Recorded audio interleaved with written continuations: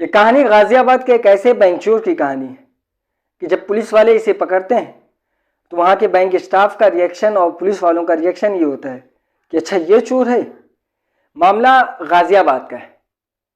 गाजियाबाद में एक व्यक्ति को बैंक की चोरी करना था और वो एक ऐसे बैंक को चुनता है जो कि एक सन्नाटे इलाके में था और उस बैंक के बाहर एक उसी बैंक का एटीएम था।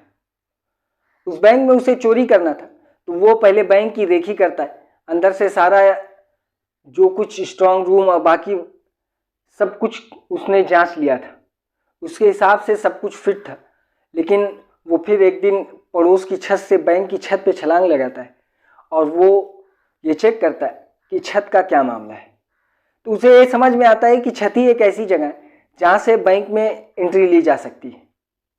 अब वो उसके बाद फिर वहाँ से चला जाता है, फिर जाके वो कैलेंडर चेक करता है।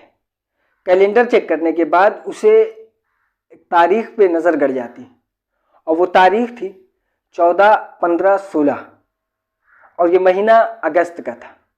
15 अगस्त को सरकारी छुट्टी थी, 14 अगस्त को फ्राइडे था और फ्राइडे की शाम को वो बैंक में एंट्री करने का ट्राई करता है और 16 अगस्त को संडे पड़ रहा था।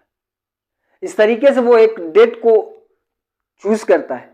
उस डेट को वो बैंक की छत पे पहुंच जाता है, यानी 14 अगस्त की शाम को वो बैंक की छत पे पहुंचता है और उसके बाद वो सब कुछ मुआयना करने के बाद फिर वो छत में होल करता है, इतना होल कि उसमें से एक इंसान आसानी से अंदर जा सके और अंदर का माल उस होल के ज़रिए बाहर ले जा सके। उसके बाद फिर ये होल करता है, होल करने के बाद फिर बैंक के अंदर जाता है। ये 9:30 बजे के आसपास उस बैंक में दाखिल होता है और अंदर जाने के बाद इत्मीनान के साथ वो सब कुछ चेक करता है। स्ट्रांग रूम को देखता है, बाकी हर जगह को देखता है जहाँ जहाँ उसे हाथ साफ करना था। उसके बाद फिर वो लगभग रात के 12:30 बजे के करीब आराम से उस बैंक से बाहर आता है। बाहर आने के बाद फिर वो अपना सब कुछ औजार लेता है। औजार लेने के बाद फिर वो दूसरे दिन यानी सुबह भोर के वक्त वो दोबारा बैंक में दाखिल होता है। अब ये तारीख 15 अगस्त की थी। ये बैंक में दाखिल होता है। बैंक में दाखिल होने के बाद फिर वो अंदर तोड़ फोड़ करता है, कई बार तोड़ फोड़ करता, फिर बाहर निकलता। बाहर निकलने के बाद फिर वो ये चेक करता कि जो अंदर उसने तोड़ फोड़ की है या बाकी चीज़ों की आवाज़ बाहर तो नहीं आ रही। वो चेक करता, उसे ये यकीन हो जाता है कि बाहर कोई भी आवाज़ नहीं आ रही और फिर वो अंदर जाता, फिर अपना काम आगे चालू रखता।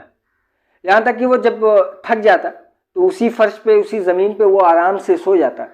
फिर कई मरतबा सीसीटीवी कैमरे में देखा गया कि जब वो उसके पैर में दर्द होती तो वो अपना जूता उतार के ताज़ा हवा अपने पैर को देता और उसके कपड़े गंदे होते, लेकिन फिर भी वो अपने मेन मकसद में लगा रहता। उसके बाद फिर ये 15 अगस्त को जब इसने अपना सारा काम वहाँ कंप्लीट किया, फिर ये रात में भोर के वक्त ये वहाँ से वापस निकलता है। फिर ये 16 अगस्त को वापस आता है बैंक में और बैंक में आने के बाद अब इसको ये महसूस होता है कि उसके पास बहुत ज़्यादा वक्त नहीं है, क्योंकि अब लगभग 12 घंटा उसके पास बचा है ये चोरी को अंजाम देने के लिए। फिर वो स्ट्रांग रूम को तोड़ता है और तोड़ते हुए वो बिल्कुल रिलैक्स होकर वो काम करता है। उसको ये महसूस होता है कि रात में उसे लगभग 3 से 4 बजे से पहले ही उसे इस बैंक से बाहर निकलना है। वो तोड़ फोड़ करता रहता है। करने के बाद फिर जब वो लगभग करीब पहुंच चुका था अपने मकसद के, अब उसे सिर्फ पैसा उठाना था और पैसा उठा के उस बैंक से बाहर निकलना था, तभी उसकी किस्मत ख़राब निकल जाती। मामला कुछ ऐसा हो जाता है जो उसने पहले सोचा नहीं था। वो सारी प्लानिंग में इस चीज़ का ध्यान उसने दिया ही नहीं था, जबकि उसके सामने सारे पैसे की लॉट लगी हुई थी। मामला कुछ इस तरीके से हो जाता है कि उस बैंक के बाहर का जो एटीएम होता है, उस एटीएम में एक व्यक्ति 12 बजे के करीब पैसा निकालने आता है। पैसा निकालते वक्त उसे कुछ खटपट की आवाज़ होती है। वो ये सोचता है कि कहीं बैंक के पीछे, एटीएम के पीछे कोई व्यक्ति तो नहीं छुपा है जो उसके पैसे लूटने की कोशिश करेगा। वो एटीएम के पीछे देखता है तो वहाँ उसे कोई नहीं दिखता। फिर वो दीवार से कान लगाता है और कान लगाने के बाद उसे ये महसूस होता है कि उस बैंक के अंदर तोड़ फोड़ की जा रही है, जबकि उसे इसलिए ये पता चल जाता है कि जिस तरफ वो लॉकर था, स्ट्रांग रूम, उसी के पीछे ये एटीएम था। उसके बाद फिर ये एटीएम से बाहर निकलता है और बाहर निकलने के बाद 100 नंबर पे कॉल करता है और पुलिस को बुला लेता है। पुलिस आती है, पुलिस इससे पूछताछ करती है कि क्या मामला था, क्यों फ़ोन किया। तो इसने बताया कि मुझे महसूस हो रहा है कि बैंक के अंदर कोई चोर है और वो चोर इस बैंक को लूटने की कोशिश कर रहे हैं। फिर एक पुलिस वाला इसके साथ एटीएम में जाता है और फिर वो आवाज़ सारी सुनता है, तो उसे ये महसूस होता है कि वाकई में अंदर चोरी का प्लान चल रहा है। उसके बाद क्योंकि पुलिस को ये नहीं पता था कि अंदर कितने व्यक्ति हैं, तो पुलिस ने फ़ौरन फोर्स बुला लिया। फोर्स बुलाने के बाद फिर वहाँ के बैंक मैनेजर को बुलाया जाता है। बैंक मैनेजर आता है, बैंक मैनेजर से उस बैंक की चाबी ली जाती है और बैंक को खोला जाता है। बैंक को खोलने के बाद फिर फोर्स अंदर जाती है तो देखती है कि बाइत्मीनान एक व्यक्ति स्ट्रांग रूम के बाहर आराम से पैर फैलाकर लेटा हुआ है। अब उसको भी ये महसूस हो चुका था कि वो पकड़ा जा चुका है। पकड़े जाने के बाद फिर पुलिस उसे बाहर निकालती है और बाहर निकलने के बाद फिर उससे पूछताछ की जाती है कि कौन हो तुम, क्यों चोरी कर रहे थे, क्या मामला है। तो वो जब अपने बारे में बताता है तो लोगों के होश उड़ जाते हैं।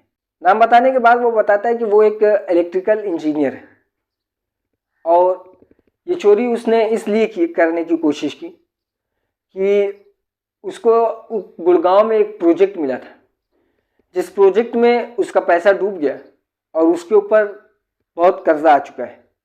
उसने पहले बैंक से लोन लेने की कोशिश की। बैंक ने जब उसे लोन नहीं दिया, उसके बाद उसने चोरी की कोशिश की और ये रही आज की चोरी की अधूरी कहानी। उसके बाद फिर पुलिस उसे गिरफ्तार करती है, लेकिन अदालत में उसको नरम दिली के साथ उसके साथ पेश आया जाता है, क्योंकि उसकी चोरी की वजह कुछ और थी। उसकी स्ट्रगल और उसकी उससे पहले लोन लेने की कोशिश, ये उसके केस को कमज़ोर करती थी और उसे कुछ मामूली सी सज़ा देकर फिर बाद में शायद उसे छोड़ दिया जाता है। आजकल उसका क्या मामला है, क्योंकि अभी लगभग इस कहानी को 5 साल हो चुके हैं। ये थी आज की कहानी। इसी तरीके से और भी क्राइम स्टोरी जानने के लिए, सुनने के लिए हमारे चैनल को सब्सक्राइब करें और बेल आइकन को ज़रूर दबाएं और इस वीडियो को लाइक करना ना भूलें।